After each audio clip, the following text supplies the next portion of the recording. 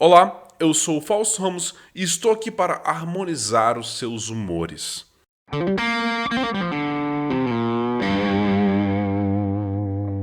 Para você que está conhecendo meu trabalho agora, este é o Caosofia, o espaço onde eu falo sobre filosofia, magia e ocultismo de maneira crítica e questionadora. Para conhecer mais sobre os meus cursos, serviços e campanha de membros, acesse caosofia.com.br. No vídeo da quarta-feira passada eu falei sobre a teoria dos 4 elementos e tem suas origens em um pensador pré-socrático, Empédocles. Outro pensador que fundou um sistema quaternário de divisão da realidade, baseado no sistema de Empédocles, foi Hipócrates, o fundador da ciência médica, cujo juramento é recitado por formandos de medicina até os dias atuais. Em um de seus textos do Corpus Hippocratum, isto é, o compilado de textos de Hipócrates, é o texto da natureza do homem, onde o médico discute as bases do seu pensamento sobre a constituição humana. Embora existam algumas controvérsias quanto à autenticidade deste texto, dado que alguns pesquisadores preferem atribuir ele ao discípulo e genro de Hipócrates, Pólipo, muitos pesquisadores concordam que o texto é bastante hipocrático, ou seja, em conformidade com o estilo e com as ideias do médico da antiga Grécia. É baseando-me neste texto que eu vou apresentar os princípios dos 4 humores, uma tese muito influente no meio ocultista até os dias atuais.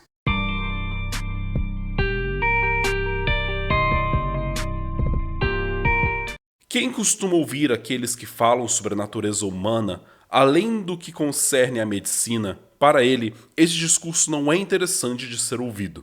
Digo, pois, não ser um homem por completo, nem ar, nem fogo, nem água, nem terra, nem nenhum outro elemento que não é manifesto no interior do próprio homem. Dizem, pois, ser uno algo que existe, e ser este uno, o uno e o todo, mas não concordam sobre os nomes. Diz um deles ser o ar, o uno e o todo, o outro ser o fogo, outro a água, outro a terra. Cada um acrescentando ao próprio discurso testemunhas e provas que nada são. Neste texto, Hipócrates dialoga diretamente com a filosofia de outros pensadores pré-socráticos, como Tales de Mileto, primeiro filósofo grego antigo historicamente reconhecido, que afirmava que tudo era feito de água. Ele também se refere indiretamente a Heráclito de Efésios, que afirma que tudo é feito de fogo. Segundo Hipócrates, todos esses pensadores concordavam com o juízo de que tudo é feito de uma mesma substância, mas discordavam quanto à natureza dessa mesma substância que forma tudo.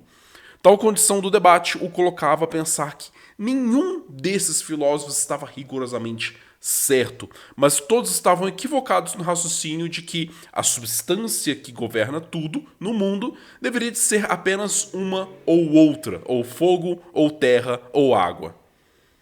Alguns médicos dizem que o homem é apenas sangue, outros afirmam ser o homem bile, outros ainda fleuma, e chegam todos eles à mesma conclusão.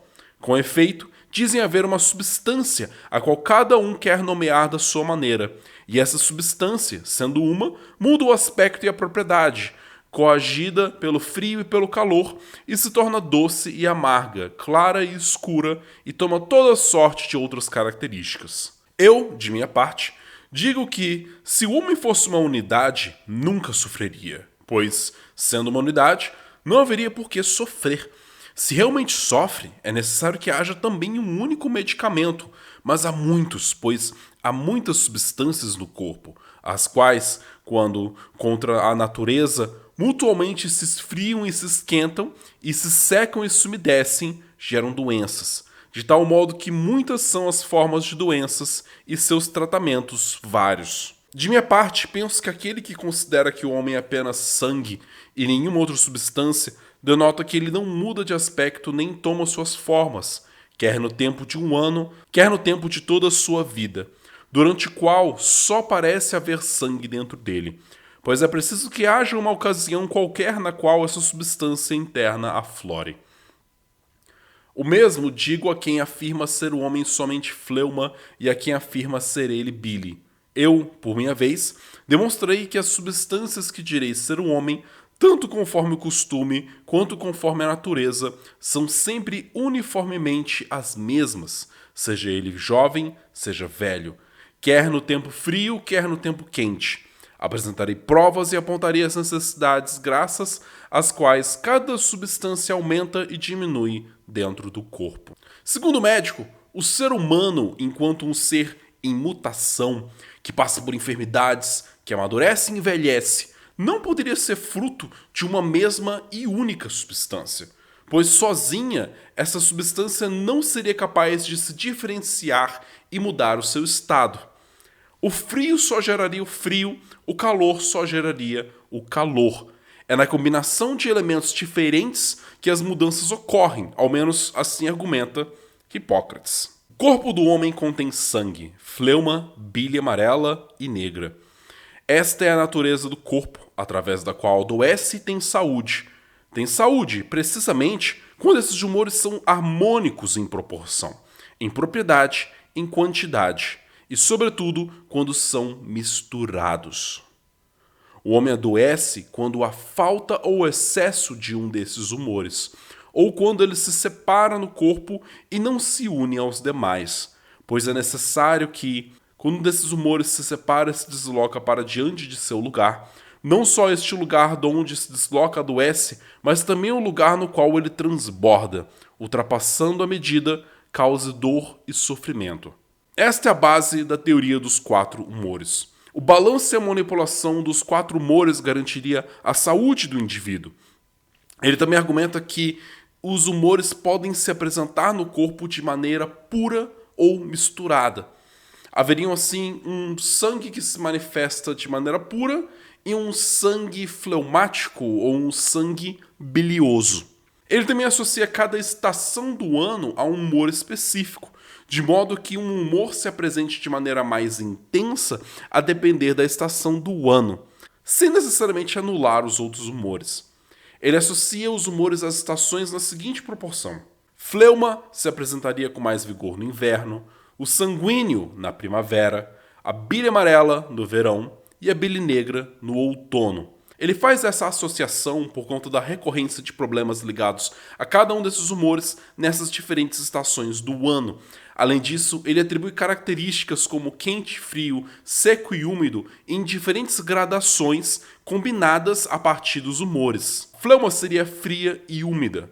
O sangue seria quente e úmido. A bile amarela, quente e seca. A bile negra, fria e seca. O autor utiliza essa divisão para reforçar seu argumento de que, sem a presença de um dos humores ou de uma das qualidades atribuídas a eles, como quente, frio, seco e úmido, o sistema entraria em colapso. É no balanço entre os elementos que o sistema se manifesta e se sustenta. Então, o corpo do homem tem permanentemente todos os humores que, segundo a estação anual vigente, tornam-se ora mais, ora menos abundantes, cada qual de acordo com a sua proporção e com a sua natureza. Todos os anos compreendem todos os princípios, o calor, o frio, o seco e o úmido, pois nenhum desses princípios permaneceria um instante sem todas as coisas inseridas nesse universo. Mas se um elemento qualquer faltar, todos desaparecem. A essa altura eu creio que tenha ficado muito clara a correspondência que pode ser formada entre a teoria dos 4 humores e a teoria dos 4 elementos, levando, claro, em conta que Hipócrates se baseou na teoria de Empédocles. E Hipócrates parte de um debate sobre a forma como diferentes filósofos disputaram o discurso sobre o que seria a substância fundamental da existência, fosse o fogo, a água, o ar ou a terra, e ele chega, tal como Empédocles, à conclusão de que todos os 4 elementos, fogo, água, ar e terra, são essenciais para a composição do todo a nível macroscópico. Contudo, em nível microcósmico, ou seja, no corpo humano, ele cria uma correspondência indireta entre os 4 elementos presentes no mundo e os 4 componentes vitais do ser humano: fleuma, sangue, bile amarela e bile negra. Ele até mesmo usa as separações de quente, frio, seco e úmido e as relações com a estação do ano, como nós vimos antes. E assim é possível fazer um paralelo entre os 4 elementos de Empédocles e os 4 humores de Hipócrates. Fogo corresponde à bile amarela, o ar ao sangue, a água à fleuma e a terra à bile negra. A teoria dos quatro humores, enquanto fundamentação de práticas medicinais, ficou datada como um mero artefato histórico.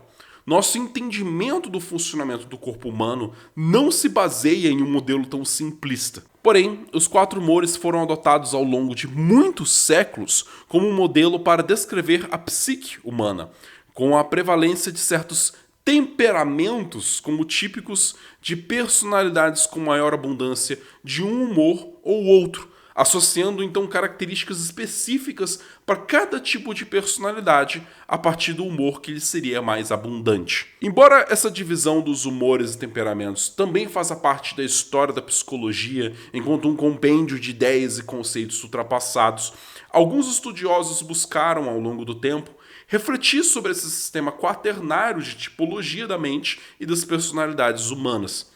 Um desses estudiosos foi Carl Gustav Jung, que também compôs, em comparação com o sistema de Hipócrates, um sistema baseado em uma organização quaternária.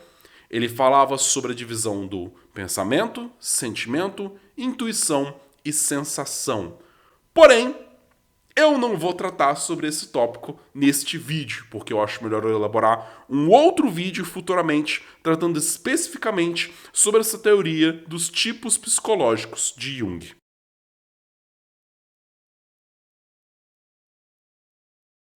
Eu gostaria de chamar a atenção para o fato de que quando eu me referi ao texto da natureza do homem de Hipócrates, em nenhum momento eu corrigi o termo homem para humanos ou espécie humana.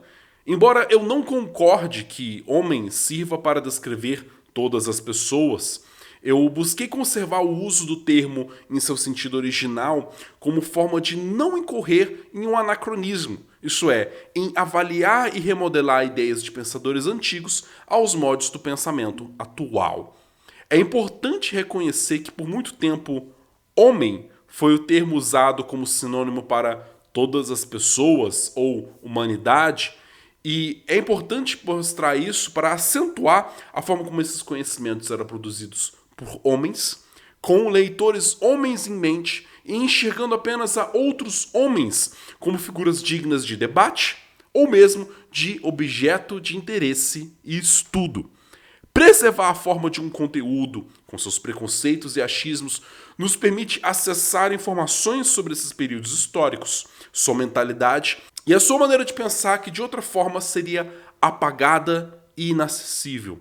Não é sensato higienizar as ideias antigas apenas porque os termos adotados nos incomodam ou provocam um embaraço. Debulhar-se sobre o conhecimento e a produção de pessoas de outros tempos exige maturidade para ler estes textos com a mentalidade dos autores e não com o juízo que nós temos sobre esses assuntos atualmente. É por esse motivo que, mesmo que eu reconheça que as ideias de Hipócrates não têm mais validação medicinal e científica, eu busco representar suas ideias com o máximo de fidelidade aos seus argumentos e à sua maneira de raciocinar. O uso do termo homem no lugar de pessoas ou humanos faz parte dessas maneiras de pensar sobre o mundo e é significativo para entender toda uma classe de ideias e pensadores. Eu recomendo a todos e todas que se engajem com os temas abordados por este vídeo por conta própria. Procure ler os textos dos pensadores que eu citei diretamente da sua fonte. Não se fique se baseando apenas em vídeos de YouTube ou em textos de autores secundários. O que eu apresento aqui é apenas uma mísera fração do que vocês podem conhecer e entender sobre esses assuntos. E já que vocês gostariam talvez de conhecer um pouco mais sobre o tipo de atitude mental que eu considero primordial para ler e entender textos complexos e tão intrincados como os que a gente encontra na magia e no ocultismo, eu convido vocês para conhecerem meus cursos disponíveis no Hotmart, acessando meu site causofia.com.br. Para mais conteúdo entregue de maneira conscienciosa, mantenham-se antenados com Causofia e até por acaso.